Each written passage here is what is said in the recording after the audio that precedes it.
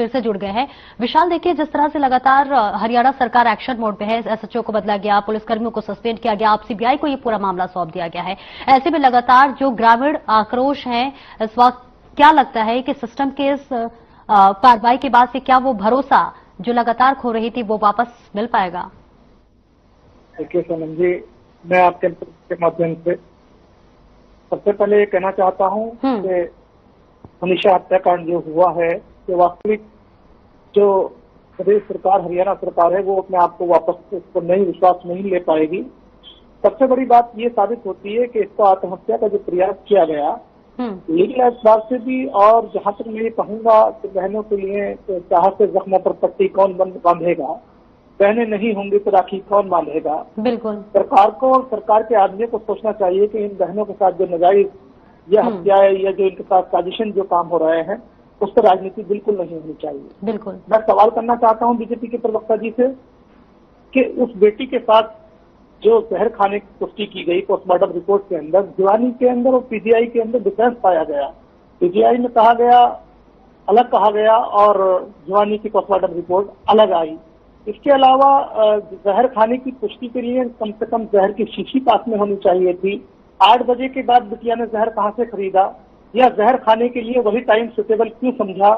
और एक 19 साल की लड़की जो वेल एजुकेटेड हो, जो एक शिक्षिका हो, आखिर वो आत्महत्या क्यों करेगी? इसके अलावा कहा गया कि कुत्तों ने बॉडी को खाया। जहर के बारे में पूरी दुनिया जानती है और साइंटिस्ट भी इस बात का दावा करते हैं कि जहर के दौरान बॉडी के पास कुत्ते किसी हाल में भी नहीं आते।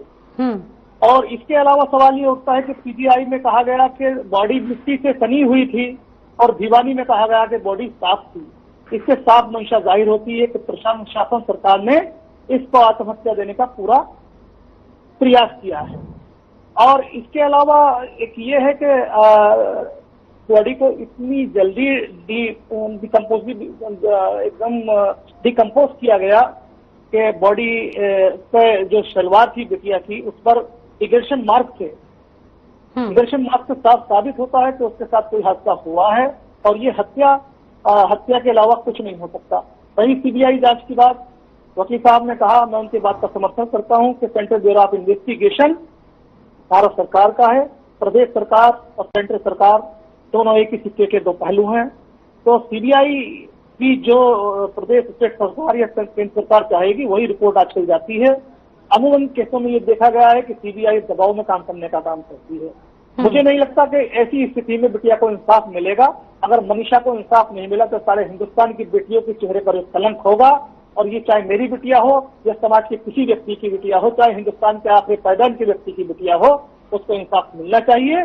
और इस इंसाफ के लिए चाहे किसी भी आम आदमी से लेकर चाहे सरकार के नुमाइंदे को, चाहे किसी को भी बड़ा योगदान देना चाहिए। ठीक है, जवाब दीजिए संदीप जी।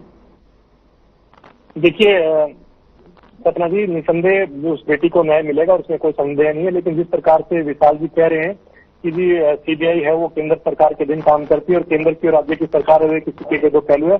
और आप हर चीज पे सवाल उठा रहे हैं कि अगर आपको लगता है सीबीआई जांच होगी तो वहां भी कुछ मामले के बारे में सही से जानकारी नहीं आ पाएगी या फिर उसको दबाने का प्रयास, ऐसा बिल्कुल भी नहीं है। बहुत सारे केसों की सीबीआई इन्वेस्टिगेशन इस देश में पहले भी हुई है और उनमें जो सच है दूध का दूध पानी का पानी होगा, इसमें कोई संदेह नहीं है। विशाल जी थोड़ा इंतजार कीजिए। मुझे लगता है कि बहुत एक इस प्रकार की घटना है जिसके बारे में मुझे लगता है कुछ भी बोलने से पहले हमें सोचना चाहिए हम क्या बोल रहे हैं उसके बारे में। और मुझे लगता है कि कांग्रेस के प्रवक्ता विशाल जी आपने जिस प्रकार की बात की है कि जो सरकार चाहेगी वैसी रिपोर्ट आएगी, ऐसा बिल्कुल भी नहीं। जो सरकार चाहेगी वैसी रिपोर्ट क्यों आएगी?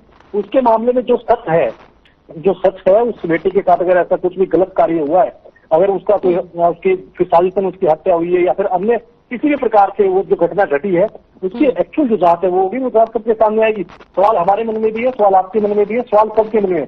सारे सवालों का जवाब मिलेगा विशाल जी सारे। लेकिन जिस प्रकार से आप कह रहे हैं कि जो सरकार चाहेगी वो रिपोर्ट आएगी, विशाल जी बिल्कुल गलत है। आप मुझे लगता है आप ये बिल्कुल गलत बात कर रहे हैं। सरकार चाहेगी वैसी रिपोर्ट क्यों आएगी? सीबीआई एजेंसी जांच करेगी उसकी। सीबीआई ने इससे पहले भी बहुत सारे केसों का इन्वेस्टिगेशन किया है। बहुत गलत बात बोल रहे हैं आप कह रहे हैं सरकार चाहेगी वो रिपोर्ट आएगी। क्या कहना चाह रहे हैं, क्या साबित कर रहे हैं इस बात से आप?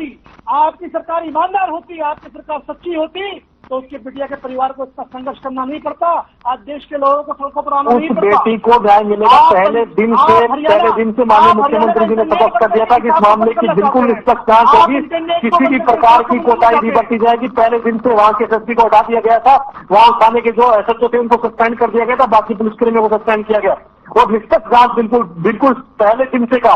तीसरी बार पोस्टमार्टम हो रहा है तो सरकार ने ही इसका निषेध किया। तीसरी बार पोस्टमार्टम हो रहा है। आपने लापरवाही की, आप इस प्रकार के शब्दों का प्रयोग मत कीजिए ना कि जो सरकार चाहेगी वो रिपोर्ट आएगी। आप कैसे बोल रहे हैं बात?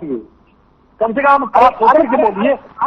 इतना एक ऐसी दुखद घटना हमारे प्रदेश में घटी है तो कम से कम ठीक से तो बात करिए ना। आप ये बोल रहे हैं कि सरकार चाहेगी वो रिपोर्ट आएगी। ठीक है विशाल जी, बिल्कुल ठीक ठीक है, नहीं। संदीप जी ठीक है। हमें लगता है कि इस समय राजनीति नहीं बल्कि हमें थोड़ा इंतजार करना चाहिए, क्योंकि सीबीआई देखिए अब इस मामले में क्या कुछ राज खुलता है ये भी थोड़ा इंतजार करना चाहिए और राजनीति बिल्कुल भी नहीं होनी चाहिए। आप सभी का इस